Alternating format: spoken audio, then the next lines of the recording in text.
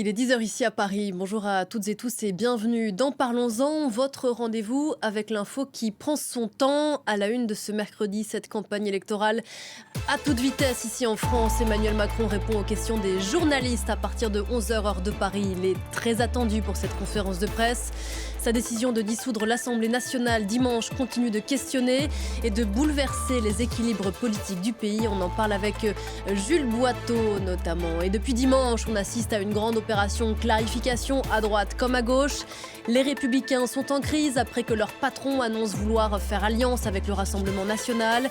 La gauche peine à s'entendre sur un programme commun car les divergences sont profondes. Et les Français dans tout ça, que veulent les électeurs? On va poser la question avec Mathieu Gallard de l'Ipsos. On sera tout à l'heure avec Flore Simon du service politique.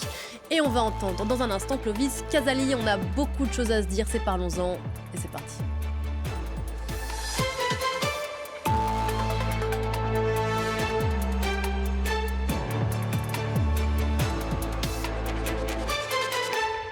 C'est peu dire que ces explications sont très attendues. 72 heures après avoir provoqué un séisme politique en France en annonçant la dissolution de l'Assemblée nationale, Emmanuel Macron va donc répondre aux questions des journalistes d'ici une heure à partir de 11 heures heure de Paris. Conférence de presse à suivre en direct sur France 24. C'est l'événement politique de la matinée après 2 jours sur un rythme effréné. Clovis Casali est devant le pavillon Cambon, Capucine au centre de Paris.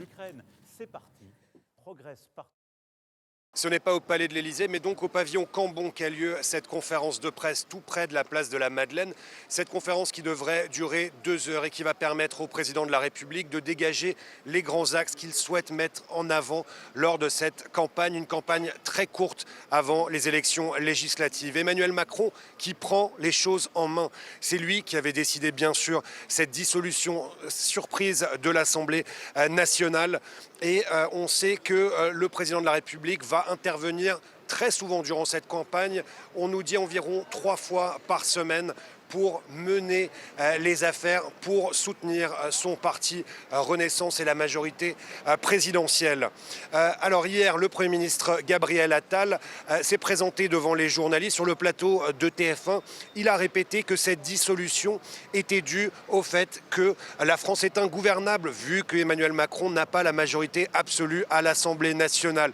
Et aussi, il fallait absolument réagir à la cuisante défaite des européennes pour sa candidate Valérie Hayé. Alors, cette conférence de presse a aussi été repoussée. Elle devait avoir lieu hier, elle a lieu aujourd'hui. Et c'était peut-être aussi une manière pour le président de la République de réagir à l'annonce surprise d'Éric Ciotti, le patron des Républicains, qui a annoncé qu'il souhaitait une alliance avec le Rassemblement national et l'extrême droite de Marine Le Pen.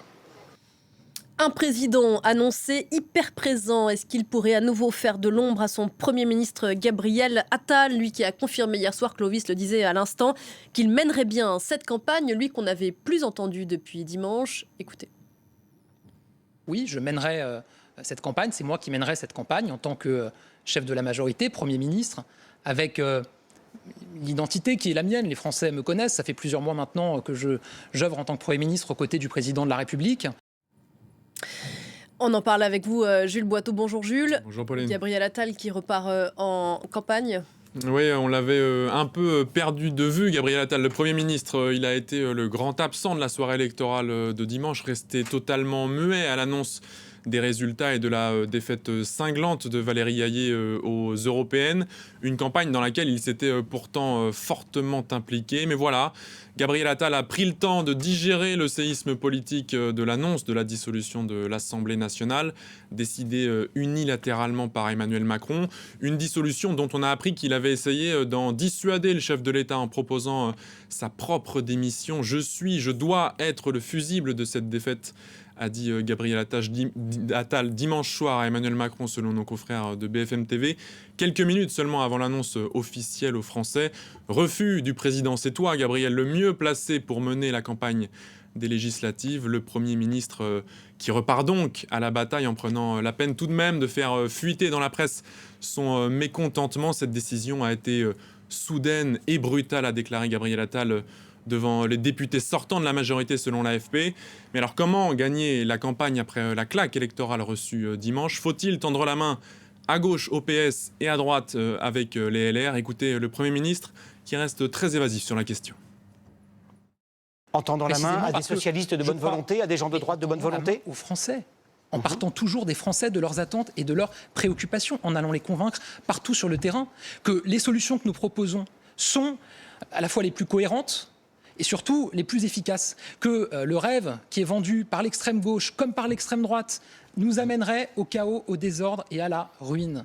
Gabriel Attal, qui n'est pas là, dit-il, pour vendre du rêve, mais pour parler des Français. Ouais, on sent qu'il veut se garder de ce qu'il appelle la tambouille politicienne qu'il critique à gauche, avec l'idée d'une nouvelle coalition type NUPES, et à droite, avec l'alliance proposée hier par le patron des Républicains, Éric Ciotti, avec le Rassemblement national, une proposition d'alliance qui a fait l'effet d'une bombe à droite, avalanche de condamnations dans le parti historiquement gaulliste, et déjà des parlementaires qui ont annoncé quitter le groupe, des parlementaires qu'Édouard Philippe, ancien cadre de la droite, ancien Premier ministre et aujourd'hui allié de la majorité, compte bien lui accueillir en vue des législatives. Écoutez-le. Oui, bien sûr que je tends la main. Évidemment que je tends la main. C'est une famille politique ancienne qui a été présidée par Jacques Chirac, par Nicolas Sarkozy, par des anciens présidents de la République, qui n'ont jamais, ni l'un ni l'autre, accepté de compromission avec l'extrémisme. Aucune compromission avec l'extrémisme, voilà les éléments de langage du bloc central pour tenter de rallier d'un côté les électeurs de droite qui refusent une alliance avec l'extrême droite et de l'autre les électeurs de gauche qui refusent une alliance avec la France insoumise. Après Gabriel Attal, c'est donc Emmanuel Macron qui va s'exprimer dans quelques minutes et pourrait réitérer l'exercice plusieurs fois avant les législatives. Une démarche qui interroge d'abord, alors qu'il a confié, je viens de vous le dire, la campagne à son Premier ministre, et surtout qui inquiète dans son propre camp, alors que le risque d'une saturation de l'espace médiatique pourrait se transformer en référendum contre Emmanuel Macron. C'est vrai que l'implication personnelle du président dans les européennes, son visage était affiché sur les affiches de campagne, n'a pas vraiment porté ses fruits. Merci beaucoup, Jules. Bonjour, Mathieu Gallard. Bonjour. Merci beaucoup d'être sur ce plateau. Vous êtes directeur d'enquête à l'Ipsos. Et juste avant le scrutin pour les européennes, vous avez dirigé une grande enquête qui s'appelle « Comprendre le vote des Français ». Et ça nous intéresse beaucoup parce que depuis dimanche, on entend beaucoup parler, pour rebondir sur ce que disait Gabriel Attal hier soir sur le plateau de nos confrères de TF1, on entend beaucoup parler des formations politiques, des tractations, des coalitions. On parle pas beaucoup des Français et de ce qu'ils souhaitent, de ce qu'ils veulent. Donc on a besoin de votre éclairage et merci pour ça vraiment d'être là ce matin. Qu'est-ce qu'ils veulent les Français? Qu'est-ce qu'ils nous disent? Qu'est-ce qu'ils nous racontent? Dites-nous. Non, mais il y a effectivement dans le pays, on l'a mesuré d'ailleurs, il y avait une volonté effectivement d'aller vers un renouvellement de l'Assemblée nationale. Ça, c'était une volonté assez majoritaire. À peu près 57% des Français nous disaient que ça serait pour eux quelque chose de positif à l'issue du scrutin des européennes. Et il le disait avant. Il le disait déjà avant. Donc là, de ce point de vue-là, c'est plutôt positif. En revanche, et c'est vrai que ça a été dit, l'implication d'Emmanuel Macron, l'implication de Gabriel Attal dans la campagne des européennes et leur très probable implication dans la campagne des élections législatives qui commencent, ça va forcément avoir des conséquences parce que ce qu'on mesure aussi, c'est que dans cette campagne des élections européennes, il y a eu une dimension de vote-sanction forte. Une grande partie des Français sont mécontents de l'action du gouvernement, une partie même de la base électorale d'Emmanuel Macron, les électeurs qui ont voté pour lui au premier tour de l'élection présidentielle de 2022, ne sont pas mécontents, mais sont vraiment troublés en fait par ce qui se passe depuis 2022. Il y a le sentiment dans le pays, mais dans la base électorale macroniste, qu'on ne sait pas très bien ce qu'Emmanuel Macron veut faire de ce second quinquennat, quels sont ses objectifs, quel est le cap. Et c'est vrai que là, on n'a pas l'impression depuis dimanche, en tout cas, qu'un cap précis a été fixé. Est-ce que le président va réussir à minima à remobiliser ses troupes pendant la campagne? C'est vraiment le défi pour lui, parce qu'à ce stade, on ne mesure pas encore très bien à quel point ces 14,6%, c'est un désastre pour la majorité présidentielle. Et la majorité, il faut vraiment mettre des guillemets dans ce contexte, quand elle est prise en étau entre un Rassemblement national qui dépasse les 30% et qui en plus dispose potentiellement de réserves chez Reconquête, et puis de l'autre côté, une gauche qui, quoi qu'il arrive, est en train de se ressouder et totalise 32% des voix. À des législatives, être pris en étau entre deux blocs beaucoup plus importants, ça devient vraiment désastreux. Sachant que, et vous l'avez montré dans votre étude, ce qu'avaient en tête les électeurs quand ils sont allés voter dimanche, c'était de façon à peu près équivalente les enjeux européens, mais aussi les enjeux nationaux. Et là, on va se concentrer sur les enjeux nationaux. Donc, en ce sens, est-ce que le rapport de force sera très différent Je crois que je connaissais la réponse, mais pour le premier tour, en tout cas, de 30 jours. Le rapport de force peut évidemment évoluer. Les législatives, ce ne sont pas des européennes. Il y a des dimensions locales qui jouent, mais on y reviendra. Ce qu'on voit, c'est que parmi les enjeux principaux, en revanche, qui ont compté aux yeux des électeurs, alors vous le disiez, il y a la dimension nationale, il y a la dimension européenne, mais tout ça, finalement, ça peut s'articuler autour de mêmes enjeux. L'enjeu migratoire, l'enjeu du pouvoir d'achat, ce sont à la fois des enjeux nationaux et européens. Mais en revanche, ce qu'on a vu pendant cette campagne, c'est qu'il y avait deux enjeux qui dominaient très nettement. C'est ces deux enjeux, pouvoir d'achat et surtout l'immigration qui arrive quasiment à égalité avec le pouvoir d'achat. Et ça n'était jamais arrivé jusqu'ici. Si effectivement le Rassemblement national parvient encore une fois à mettre l'immigration au cœur de la campagne électorale, ça lui sera évidemment très favorable parce que l'immigration, c'est un enjeu sur lequel il est jugé crédible par une majorité de Français, même par des Français qui ne votent pas et qui ne voteront pas pour le Rassemblement national. Quand un sondeur s'intéresse à cet enjeu de l'immigration, quelle est la question posée en réalité aux personnes sondées ? Il ne faut pas poser une seule question Ouais. parce qu'effectivement, c'est un enjeu sur lequel il y a beaucoup d'ambivalence dans l'opinion. Si vous demandez juste aux Français s'ils sont favorables ou non à l'immigration, vous avez une majorité nette qui vous dit qu'il y est plutôt hostile, qui pense qu'il faudrait diminuer l'immigration en Sachant que France. cette question en réalité environ- n'a pas beaucoup de sens. Exactement, et donc il faut rajouter des questions qui portent sur différents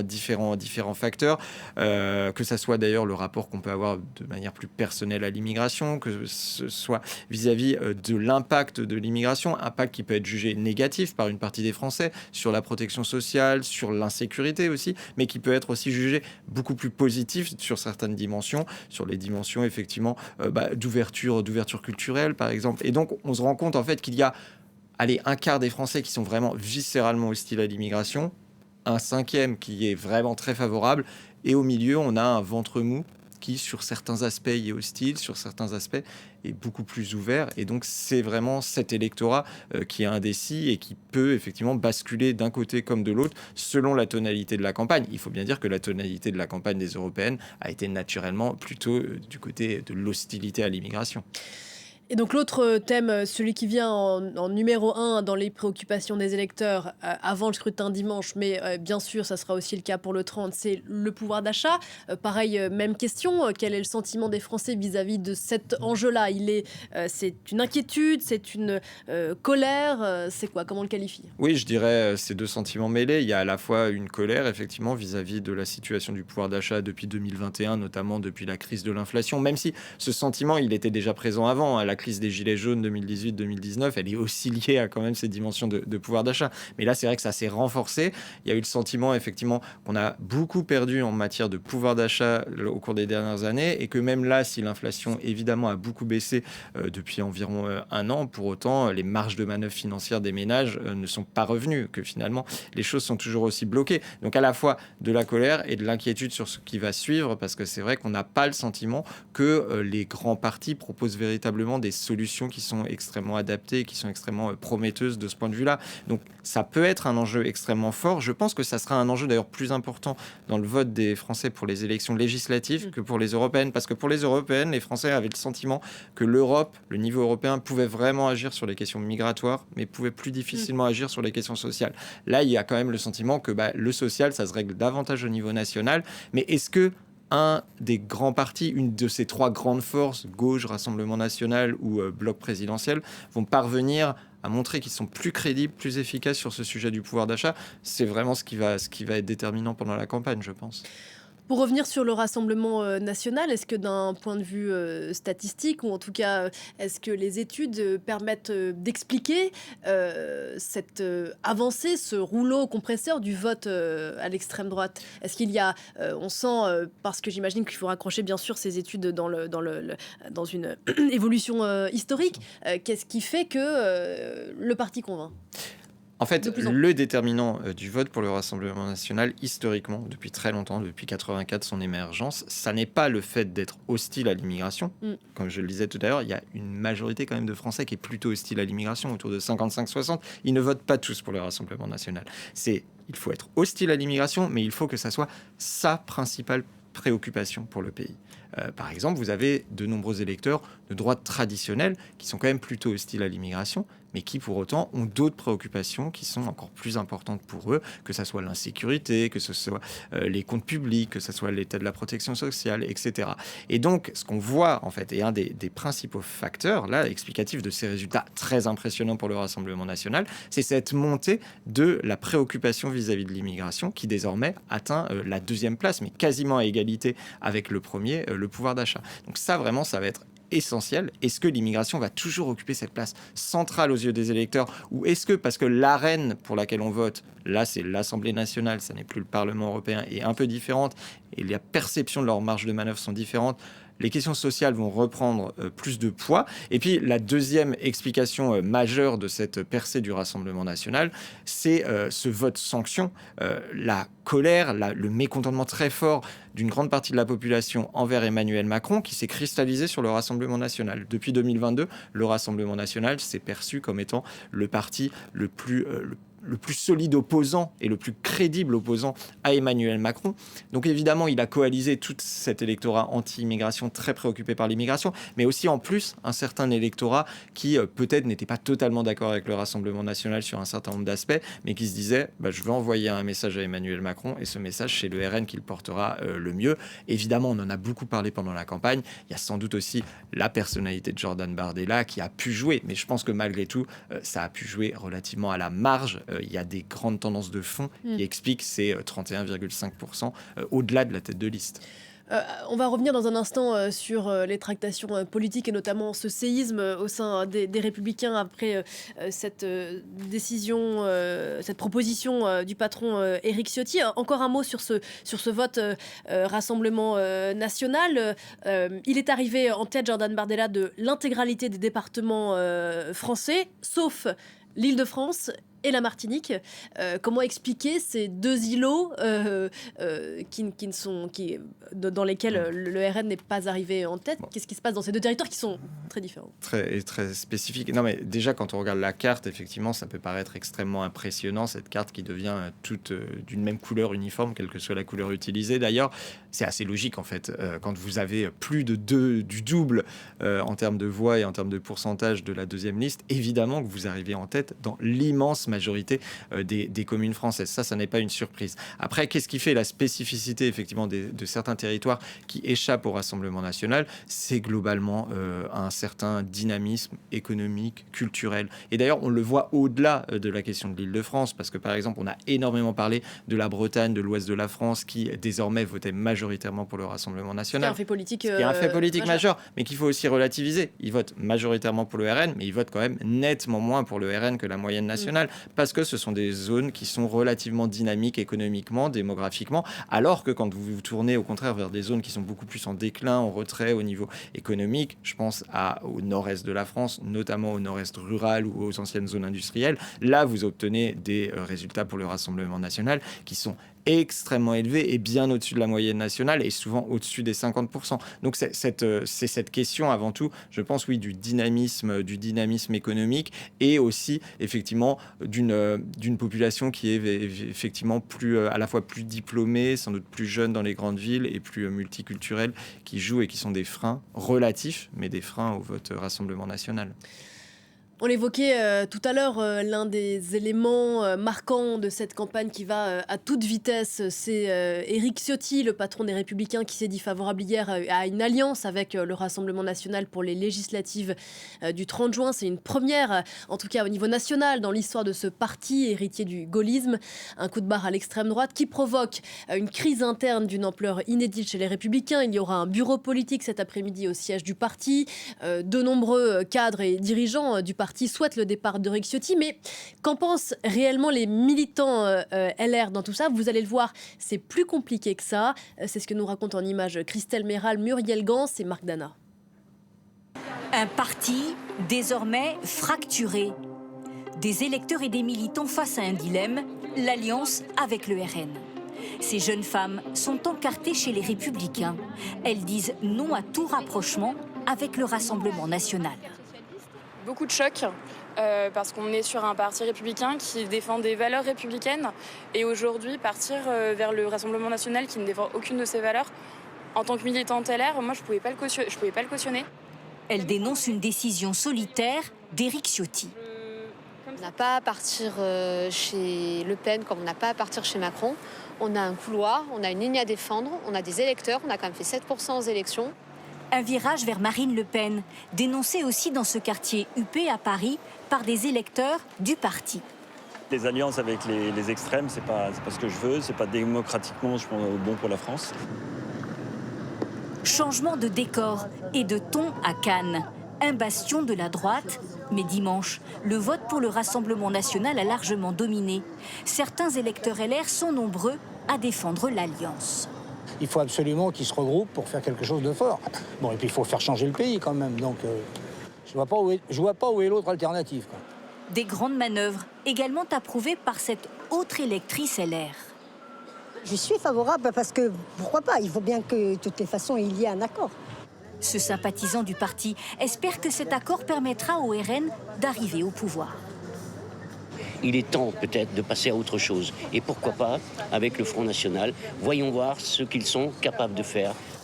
Entre approbation et indignation, il y a aussi des militants qui hésitent entre deux lignes opposées.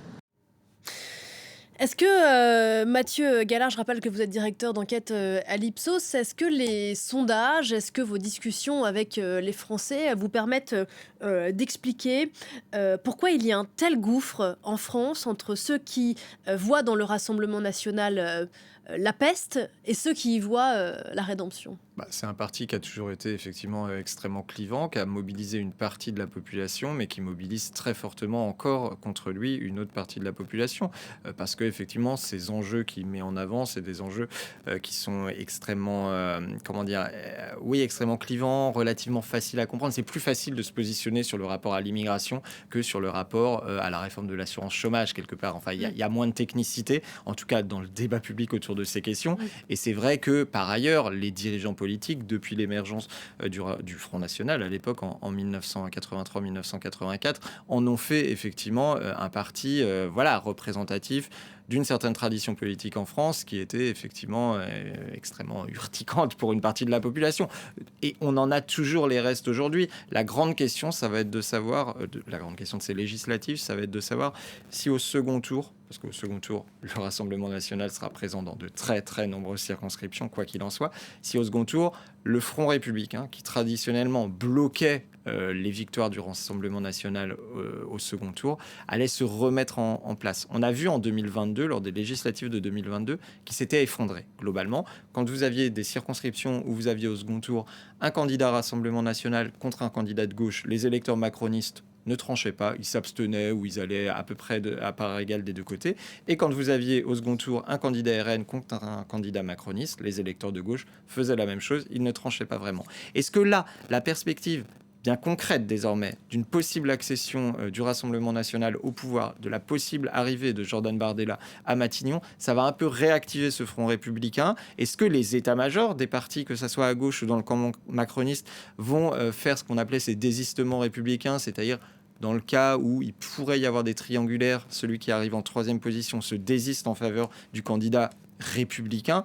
Ça va être des questions donc importantes, donc des questions du point de vue des électeurs et des questions du point de vue des états-majors des partis. Sachant qu'il faut rappeler à ce stade, pour ceux qui nous regardent, que le système des législatives ici en France est un peu compliqué. C'est ce qu'on appelle un scrutin uninominal majoritaire à 2 tours, dont les scénarios dépendent énormément de la participation.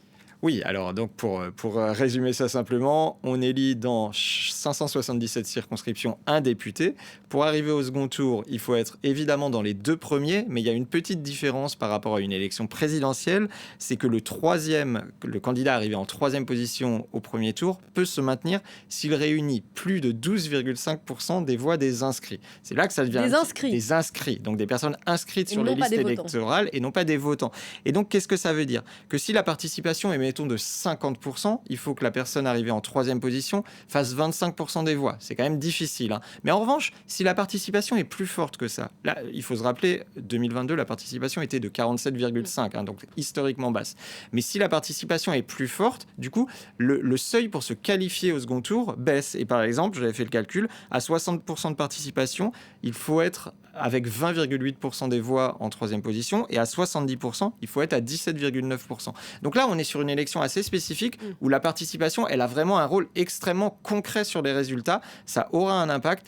Et globalement, une participation forte, on peut imaginer à ce stade que ça devrait favoriser le Rassemblement national. Les triangulaires, si on se retrouve avec beaucoup de triangulaires, a priori, c'est plutôt favorable au Rassemblement national, tout simplement parce qu'on a vu lors de ces élections européennes qu'il était très fort et qu'en plus il disposait désormais d'alliés. Il dispose d'alliés. Les électeurs de Reconquête au second tour, ils se reportent plutôt vers le Rassemblement national. Même si leurs deux partis ne sont pas... Tout à fait. Même si Reconquête fait des candidatures partout, ça veut dire qu'il y aura des réserves de voix pour le Rassemblement national. Chez LR, une partie iront vers le Rassemblement national quand il sera au second tour. Et donc ça ferait un bloc qui sera très nettement majoritaire face à la majorité, à la majorité présidentielle, en tout cas au camp présidentiel, et qui sera probablement majoritaire dans beaucoup de circonscriptions face à la gauche. Donc c'est vrai qu'une opposition divisée face à un RN très fort, dans des cas triangulaires, c'est extrêmement favorable au RN. Donc si je comprends bien, une participation très forte pour les électeurs de gauche, c'est un peu à double tranchant. Oui, après, évidemment, je ne nierais pas, en tout cas, si j'étais un leader de gauche, jusqu'à conseiller à mes électeurs de ne pas aller voter. Bien sûr, c'est pas le sujet du matin. En tout cas, on peut imaginer que l'enjeu étant si fort dans l'ensemble du spectre politique, on peut imaginer que la participation sera forte, en tout cas plus forte que la dernière fois. On va continuer cette discussion, Mathieu Gallard, juste après la pause. À tout de suite.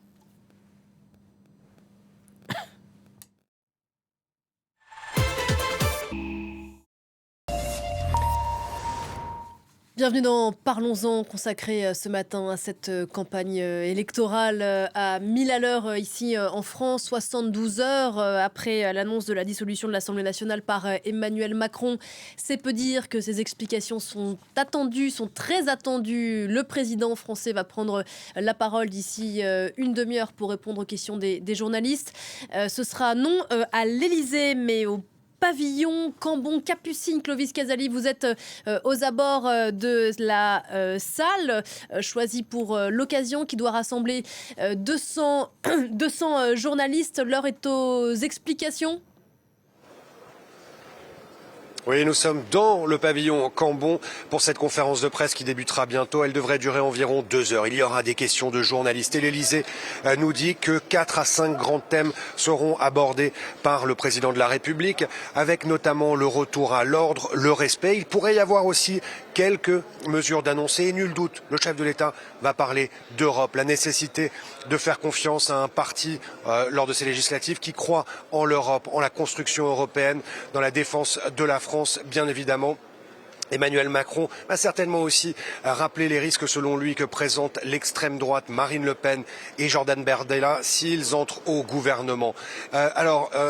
Qui sera présent ici lors de cette conférence de presse? Bien sûr, beaucoup de journalistes, mais aussi des ténors de la majorité, des ministres de plein exercice et les chefs de parti, à l'exception d'Édouard Philippe, l'ancien Premier ministre, qui a, nous dit-on, un empêchement et qui sera représenté par le numéro 2 du parti Horizon, Christophe Béchu. Alors, vous l'avez remarqué, nous ne sommes pas à l'Élysée, mais au pavillon Cambon, et c'est une manière pour le chef de l'État de montrer que les moyens de l'État ne sont pas consacrés, les moyens financiers pas consacrés à la campagne législative, mais ce sont ceux du parti Renaissance. En tout cas, pour Emmanuel Macron, c'est très clair. Il faut remobiliser son électorat après la débâcle lors des européennes. Il le sait. Et son Premier ministre Gabriel Attal, qui sera ici aujourd'hui, a précisé hier sur le plateau de nos confrères de TF1 que la raison de cette dissolution de l'Assemblée nationale, dissolution surprise, était aussi cette débâcle électorale. Il fallait réagir, il fallait interroger à nouveau les Français. Autre raison de la dissolution, le fait que la France est ingouvernable si la majorité présidentielle n'a pas une majorité absolue à l'Assemblée nationale.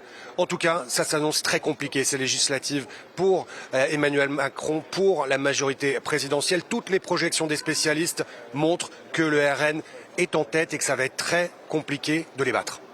Merci beaucoup Clovis, on a un spécialiste sur le plateau, Mathieu Gallard de l'Ipsos. Merci encore d'être là. Flore Simon nous rejoint aussi. Bonjour Flore. Bonjour Pauline. On le disait à l'instant, un chef de l'État très attendu, qu'on annonce hyper présent pour cette campagne pour les législatives. Hyper présent, il a annoncé hier Emmanuel Macron qu'il allait intervenir pas moins de 3 fois par semaine. Donc il prend la campagne à bras-le-corps, il emmène cette campagne, même si hier soir Gabriel Attal, le Premier ministre, a dit qu'il mènerait cette campagne. On voit quand même que le chef de l'État va être omniprésent. Pour ce qu'il va le dire là dans une demi-heure, il risque aussi l'orientation, il va donner l'orientation qu'il croit juste pour la nation, ça c'est ce qu'a dit son entourage, comme le réarmement des grands services publics, le réarmement moral du pays, ou encore son projet d'émancipation. On aura le détail dans 30 minutes. Évidemment, l'objectif, c'est de donner les grands engagements, sa politique pour les 2 ans et demi qui restent à venir. Alors, la question c'est, est-ce que finalement le chef de l'État, une omniprésence, va être payante? Parce que même dans la majorité, dans sa propre majorité, on se pose la question. On a vu que pendant la campagne des européennes, le chef de l'État est intervenu à de nombreuses reprises. Mais ce qu'on a vu, c'est que dans les sondages, finalement, cette stratégie n'avait pas forcément été efficace, puisque Valérie, la tête de liste qui emmenait donc le camp présidentiel à ces européennes, a stagné, voire a baissé dans les sondages. Et là, vous imaginez, on pose quand même la question aux élus, est-ce que vous voulez le chef de l'État sur les affiches?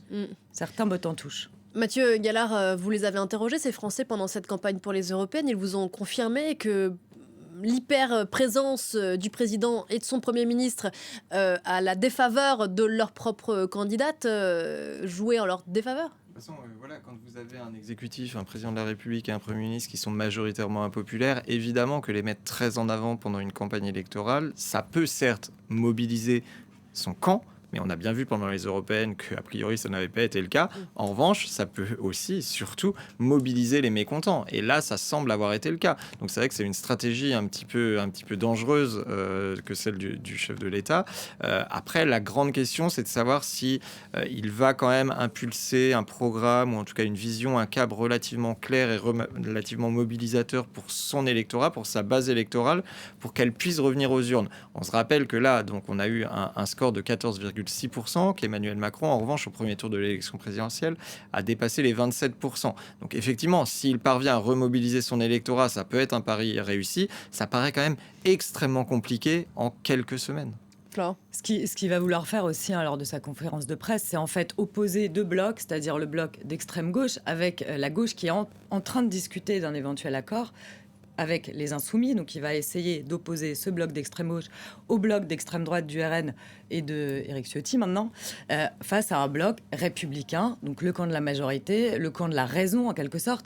Et puis du coup les élus, à commencer par les ministres et Gérald Darmanin en tête, tendent la main d'une part à la gauche, qui ne voudrait pas voter pour un bloc avec les Insoumis qui en feraient partie, mais aussi à la droite, qui a explosé hier, on va en reparler, avec l'annonce d'Éric Ciotti qui rejoint le Rassemblement national. Écoutez, Gérald Darmanin qui tend la main au LR. On me dit qu'on n'a pas Gérald Darmanin qui tend la main au LR, Flore, mais Gérald Darmanin, Bruno Le Maire, anciens républicains qui tendent la main au LR, puisqu'hier, Éric Ciotti a donc officiellement fait alliance avec le Rassemblement national pour ces élections législatives. J'ai une question, Mathieu Gallard, avant peut-être qu'on retrouve le son de Gérald Darmanin. Est-ce que, de ce que vous ont raconté les Français que vous avez interrogés, bien sûr, est-ce que, et on entendait tout à l'heure, quand on évoquait les électeurs des Républicains dire, justement, pour rebondir sur ce que Flore disait à l'instant, après cette décision de Ciotti, d'Éric Ciotti, et pourquoi pas le Rassemblement national, est-ce que les Français, aujourd'hui, sont prêts, envisage l'éventualité très concrète, on parle de 3 semaines, de voir un gouvernement à la droite de la droite aux manettes. Est-ce qu'ils sont prêts? C'est là où on voit bien que les Français, c'est une abstraction, ça n'existe pas. Il y a des Français, évidemment, qui sont prêts et qui vous sont même totalement enthousiastes vis-à-vis de cette idée. Ils représentent quand même désormais un gros tiers de la population. Il y en a toute une partie à qui cette hypothèse fait horreur, véritablement. Et donc, la question, ça va être effectivement de voir lequel de ces blocs sera le plus mobilisateur aussi dans la campagne. Mais c'est extrêmement intéressant par rapport à ce qu'on disait sur Emmanuel Macron. C'est que là, tout l'enjeu pour lui, c'est de ne pas être écrasé, effectivement, entre une sorte de rebipolarisation de la vie politique, entre ce bloc d'extrême droite et ce bloc de gauche qui est en cours de formation. Et c'est vrai que lui, au milieu, il est un peu vraiment pris en étau. 15%, on va pas très loin avec 15% des législatives, voire vraiment pas loin du tout. Et donc là, c'est vrai que sans doute pour lui, tout simplement, le fait d'être très présent dans la campagne, ça va lui assurer une couverture médiatique très forte et ça va lui permettre d'exister. S'il n'était pas présent, sincèrement, je donnerais vraiment pas cher de la peau des députés macronistes sortants. C'est vrai que tout l'enjeu, ça va être de rappeler aux électeurs qu'il y a quelque chose entre les deux, parce que vraiment, je pense qu'on ne mesure pas à quel point c'est 15% à des élections européennes, c'est historiquement faible et c'est extrêmement inquiétant pour la suite. Flore. Ouais, et Édouard Philippe, en effet, sa présence est essentielle. De toute façon, il va prendre la parole. C'est quand même le président de la République. Mais par exemple, Édouard Philippe, qui est quand même son ancien Premier ministre et qui fait partie de la majorité en tant que président d'Horizon, il a dit hier soir sur BFM TV, il s'interrogeait, il a dit qu'il n'était pas sûr qu'il soit complètement sain que le président de la République fasse une campagne des législatives. Alors, pour des raisons d'agenda, visiblement, Édouard Philippe ne sera pas présent à cette conférence de presse, comme vient de le dire Clovis. Mais c'est vrai que dans son entourage, et je reparlais des affiches, quand on demande parfois aux élus Renaissance s'il faut que le chef de l'État soit sur les affiches, on voit que parfois ça pose question. Donc c'est vrai que est-ce qu'une omniprésence médiatique va pousser les électeurs finalement à... Parce qu'il est très, très impopulaire, Emmanuel Macron. Et je pense que Valérie Ayé, elle a aussi payé le prix dans les urnes de cette impopularité. C'est quelquefois un vote sanction, ces élections européennes, contre la politique d'Emmanuel Macron. Bon, c'est vrai que 7 ans de présidence, ça use en quelque sorte. On voit derrière vous, Flore, les images en direct de l'Élysée. Il y avait ce matin... un conseil des ministres, forcément à l'ambiance un peu particulière, et ces ministres qui sortent les uns après les autres du perron, sur le perron de l'Élysée, pour rejoindre en grande partie, on le disait, le centre de Paris. Enfin, c'est pas très loin de l'Élysée, pour cette conférence de presse du président Macron, annoncée à 11h heure de Paris. On connaît le président depuis le temps qu'on le pratique. Il est souvent en retard. Sans doute, on devra l'attendre un peu. On a vu à l'instant le garde des Sceaux, Éric Dupond-Moretti, Flore, qu'on annonce que la rumeur dirait candidat face à Éric Ciotti. On verra dans les jours qui viennent si c'est confirmé. Je vous laisse reprendre le fil de votre démonstration. On peut parler de la droite, d'ailleurs, vous parlez d'Éric Ciotti. J'en profite pour rebondir. C'était l'autre coup de tonnerre après cette annonce de dissolution. C'est qu'hier, Éric Ciotti a annoncé qu'il voulait une alliance avec le Rassemblement national. Jordan Bardella l'a confirmé hier soir. Et il a annoncé qu'une des dizaines d'élus seraient soutenus par le RN pour ces élections législatives. Écoutez Jordan Bardella hier soir, donc sur France 2.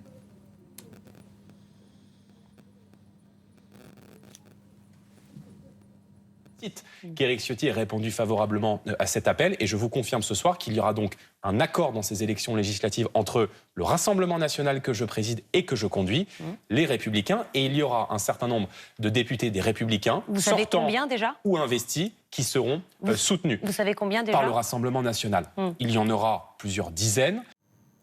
Alors ça, c'est vraiment une chance pour le Rassemblement national, parce qu'il peut montrer quoi aujourd'hui? Qu'il élargit non seulement son socle. On a vu à ces élections européennes qu'aujourd'hui, le RN n'était plus un vote de colère, mais même un vote d'adhésion. Et il élargit. On voit que certains retraités sont tentés et votent même aujourd'hui au Rassemblement national, des cadres. Mais là, il élargit son socle électoral, mais aussi son socle politique. Puisqu'en fait, avec ce rattachement d'Éric Ciotti au Rassemblement national pour ces élections législatives, finalement, c'est une normalisation... on normalise encore plus ce parti d'extrême droite. Donc là, c'est vrai que le ralliement d'Éric Ciotti, ou en tout cas l'alliance d'Éric Ciotti avec le RN, c'est tout bénef. C'est vraiment, ça bénéficie énormément au parti de Marine Le Pen. Juste une chose, apparemment, Éric Ciotti devrait être démis de ses fonctions de la présidence des Républicains à 15h. C'est ce qu'annonce la sénatrice Agnès Evren. Oui, parce qu'on a vu depuis hier soir et depuis hier mi-journée même, l'annonce d'Éric Ciotti, les cadres des Républicains, pas unanimement, mais condamnés dans l'immense majorité, l'Alliance nationale annoncée par Éric Ciotti, une première, on le disait, dans l'histoire de ce parti, héritier du gaullisme. Mathieu Gallard, on a vu depuis dimanche sortir des premiers sondages, pas de l'Ipsos, annoncer, prédire une victoire écrasante croisante des députés Rassemblement national aux législatives du 30. À ce stade, il faut rester quand même très prudent. On n'a pas les candidatures. Les partis ont jusqu'à dimanche soir pour les annoncer. On est un peu dans le flou là quand même. Oui, non, mais on n'a pas les alliances de manière définitive, que ça soit à gauche. On voit bien que du côté de la droite radicale, c'est le flou aussi. On n'a pas les candidatures. Or, les élections législatives, il y a quand même une dimension locale très importante. Et on parle des LR, par exemple. Les LR, ils ont sauvé 60 députés en 2022. C'était pas à cause de l'étiquette LR, c'était parce que c'était des candidats, des sortants bien ancrés, très connus par leurs électeurs. Ça reste la force des Républicains. Ah, ça reste la force. Et d'ailleurs, c'est extrêmement paradoxal ce qui est en train de se passer chez les Républicains, parce que peut-être qu'ils voyaient quand même la petite lumière là au fond du tunnel, parce que fondamentalement, eux, ils disposent vraiment de ce socle qui sera difficile à déloger, alors que du coup, le macroniste, lui, n'a pas vraiment d'ancrage local. On pouvait très bien imaginer, c'est pas inconcevable, que à l'issue des législatives, LR ait plus de députés que les macronistes. C'est vraiment pas inconcevable. Ce qui aurait permis vraiment à LR de se repositionner comme parti de la droite, de centre-droit. Là, effectivement, avec un LR qui est en train probablement d'exploser, ou en tout cas qui est dans une situation extrêmement inconfortable, ça va être, quoi qu'il en soit, beaucoup, beaucoup plus difficile. Donc, ce qui se passe, c'est intéressant. Et du coup, j'ai oublié. La question plantée, oui, sur les sondages. Oui, voilà, il faut vraiment pas s'avancer. À ce stade, on est certain que le RM va progresser, mais est-ce qu'il y aura 150, 250, 300 députés, on n'en sait rien. Et on sait que la majorité présidentielle, le camp macroniste, va reculer. Mais là encore, dans quelle mesure, c'est difficile à dire. Merci beaucoup Mathieu Gallard d'être venu ce matin. On retiendra la prudence donc et l'attention à cette campagne du jamais vu ici en France, aussi rapide, aussi intense, avec ces déclarations qui s'enchaînent les unes après les autres. Flore, vous restez avec nous dans un quart d'heure. On annonce le début de la conférence de presse d'Emmanuel Macron, non pas à l'Elysée dont on voit les images en direct, et de ce perron vide et des ministres qui sortent les uns après les autres. On l'annonce à 11h, il sera sans doute en retard. Ainsi va cette présidence d'Emmanuel Macron. Je vous propose une pause musicale, ça nous fera du bien à tous. On va prendre la direction du Cap-Vert, magnifique endroit. Vous allez le voir, la musique est non seulement au cœur de la vie, mais aussi un enjeu de développement économique. On se retrouve juste après. À tout à l'heure.